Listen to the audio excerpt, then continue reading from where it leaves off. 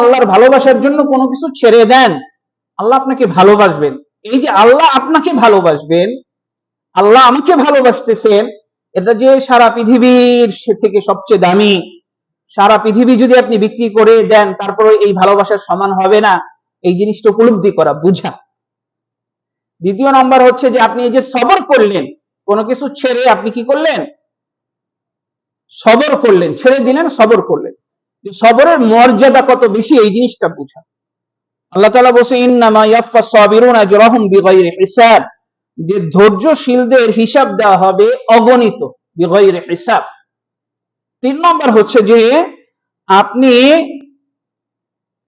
বুঝা যে আল্লাহর কাছে যা আছে তা হচ্ছে সর্বোত্তম এবং চিরস্থায়ী। আল্লাহর কাছে যা আছে, দুনিয়া ক্ষণস্থায়ী, কিন্তু আল্লাহর কাছে যেগুলো আছে সব চিরস্থায়ী।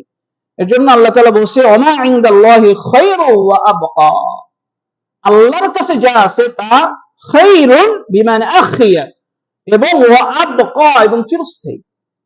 আল্লাহর কাছে যা পাবেন ওটা কখনো ধ্বংস হবে না, কিন্তু দুনিয়া ধ্বংসশীল। বুঝতে পারছেন? এবং আপনি আরো কিছু বুঝে উপলব্ধি করা, যে আপনি যদি আল্লাহর ভয়ে কোনো কিছু ছেড়ে দেন, ত্যাগ করলেন, আল্লাহ আপনাকে দিবেন। আল্লাহ বলছে, ওয়ামাই ইয়াত্তাকিল্লাহা ইয়াজআল লাহু মাখরাজা, যে ব্যক্তি আল্লাহ ভয় করবে, আল্লাহর ভয়ের জন্য কিছু ছেড়ে দিল, ইয়াজআল লাহু মাখরাজা ওয়া ইয়ারযুকুহু মিন হাইসু লা ইয়াহতাসিব, এবং তাকে এমন জায়গা থেকে রিজিক দিবেন সে কখনো কল্পনাও করে নাই। এবং আল্লাহ তাআলা অন্য জায়গায় বলছে, ওয়ামাই ইয়াত্তাকিল্লাহা ইয়াজআল লাহু মিন আমরিহি ইউসরা, তাই না? যে ব্যক্তি আল্লাহ সন্তুষ্টির জন্য তাকওয়া অবলম্বন করবে, কোনো কিছু ছেড়ে দিবে, আল্লাহ তাআলা তার সমস্ত কাজকে আল্লাহ তাআলা সহজ করে দিবেন। ইয়াজআল লাহু মিন আমরিহি ইউসরা।